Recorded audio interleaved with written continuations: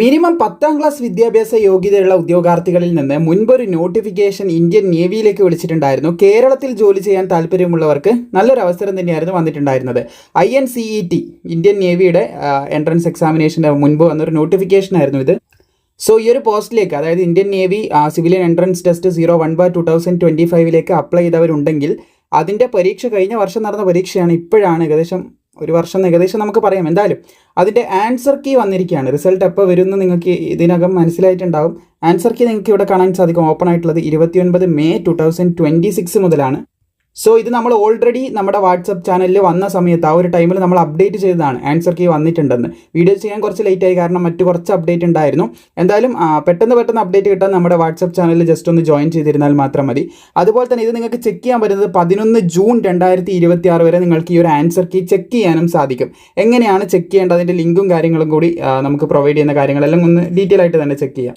So നിങ്ങളിപ്പോൾ കണ്ടുകൊണ്ടിരിക്കുന്ന ഈ ഒരു വെബ്സൈറ്റിലൂടെയാണ് നമ്മൾ ആൻസർ കീ ചെക്ക് ചെയ്യേണ്ടത്. സോ ഇവിടെ എക്സാമിനേഷൻ ഡേറ്റ്, പിന്നെ റീ എക്സാമിനേഷൻ നടന്നത് കാണാൻ സാധിക്കും. എക്സാം ക്യാൻസൽ ആയിട്ടുണ്ട്. അന്ന് നമ്മൾ കൃത്യമായിട്ട് ഇതൊക്കെ അപ്ഡേറ്റ് ചെയ്തിട്ടുണ്ടായിരുന്നു. എക്സാം ക്യാൻസൽ ചെയ്യുന്നുണ്ട്, രണ്ടാമത് റീ എക്സാമിനേഷൻ്റെ ഡേറ്റ് വന്നിട്ടുണ്ട്. എല്ലാം നമ്മൾ ഈ ഒരു പോസ്റ്റുമായിട്ട് ബന്ധപ്പെട്ട നിങ്ങൾ കൃത്യമായിട്ട് ആ ഒരു ടൈം മുതൽ ഫോളോ ചെയ്തിട്ട് മനസ്സിലാവും. ഈ ഒരു പോസ്റ്റുമായിട്ട് ബന്ധപ്പെട്ട തുടക്കം മുതൽ അവസാനം വരെ, അതായത് ഇതുവരെയുള്ള നിലവിലുള്ള എല്ലാ കാര്യങ്ങളും നമ്മൾ അപ്ഡേറ്റ് ചെയ്തിട്ടുണ്ട്. അപ്പോൾ നിങ്ങൾ പരീക്ഷ എഴുതിയിട്ട് എന്തെങ്കിലും തെറ്റുകൾ, അതായത് ഫോർ എക്സാമ്പിൾ നിങ്ങൾ ചെയ്ത ഉത്തരം ശരിയാണ്, പക്ഷേ ഇതിൽ ആൻസർ കീയിൽ കാണിച്ച തെറ്റാണെന്നൊക്കെ ആണെങ്കിൽ നിങ്ങൾക്ക് ഒബ്ജക്ഷൻ റേസ് ചെയ്യാനായിട്ട് സാധിക്കും. പക്ഷേ അതിന് ഫീസ് അടക്കണമെന്നും കൂടി ശ്രദ്ധിച്ചിരിക്കുക. സോ ഇതിലാണ് നിങ്ങൾ നിങ്ങളുടെ റോൾ നമ്പർ എൻ്റർ ചെയ്യുക, ഡേറ്റ് ഓഫ് ബർത്ത് എൻ്റർ ചെയ്യുക, രജിസ്ട്രേഷൻ നമ്പർ കൊടുക്കുക, ഡേറ്റ് ഓഫ് എക്സാം അറ്റൻഡഡ് അതും കൃത്യമായിട്ട് കൊടുത്ത് കാര്യങ്ങളൊക്കെ ഫില്ല് ചെയ്തതിന് ശേഷം ഇവിടെ ക്യാപ്ഷൻ കൊടുത്ത് സബ്മിറ്റ് ചെയ്താൽ മാത്രം മതി.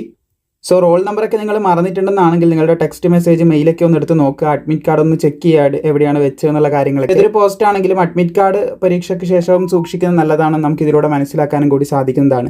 എന്തായാലും ഇന്ത്യൻ നേവിയുടെ ജോലി കേരളത്തിൽ ആഗ്രഹിക്കുന്നവർക്ക് നല്ലൊരു അവസരമായിരുന്നു വന്നിട്ടുണ്ടായിരുന്നത്. ഇന്ത്യൻ നേവിയുടെ സിവിലിയൻ എൻട്രൻസ് ടെസ്റ്റ് നമ്മൾ നേരത്തെ പറഞ്ഞതുപോലെ അതിൻ്റെ എക്സാമിനേഷൻ്റെ ആൻസർ കീയാണ് വന്നിട്ടുള്ളത്. ഇനി ഇതിൻ്റെ നോട്ടിഫിക്കേഷൻ എന്ന് വരുമെന്ന് പലർക്കും സംശയം ഉണ്ടാകും. 10ാം ക്ലാസ് ബേസിൽ ഇതിൻ്റെ നോട്ടിഫിക്കേഷൻ ഉടനടി മുന്നിലേക്ക് വരാൻ പോകുന്നുണ്ട്. പക്ഷേ ഇപ്പം തന്നെ നിങ്ങൾക്ക് ഇതിൻ്റെ ആൻസർ കീ വന്നപ്പോൾ മനസ്സിലായിട്ടുണ്ടാവും. ഉടനെ തന്നെ പരീക്ഷ കഴിഞ്ഞ അവിടെ എപ്പോൾ റിസൾട്ട് വരുമെന്ന് ചോദിക്കരുതെന്ന് ഈ ഒരു കാര്യത്തിൽ നിന്ന് നമുക്ക് വ്യക്തമാണ്. കുറച്ച് ഡിലേ പിടിക്കുന്നുണ്ട്. എന്തായാലും ഇതിൻ്റെ റിസൾട്ട് ഉടനെ തന്നെ നമുക്ക് പ്രതീക്ഷിക്കാം എന്ന് അനുമാനിക്കുന്നു. വന്നു കഴിഞ്ഞാൽ അപ്ഡേറ്റ് ചെയ്യുന്നതായിരിക്കും.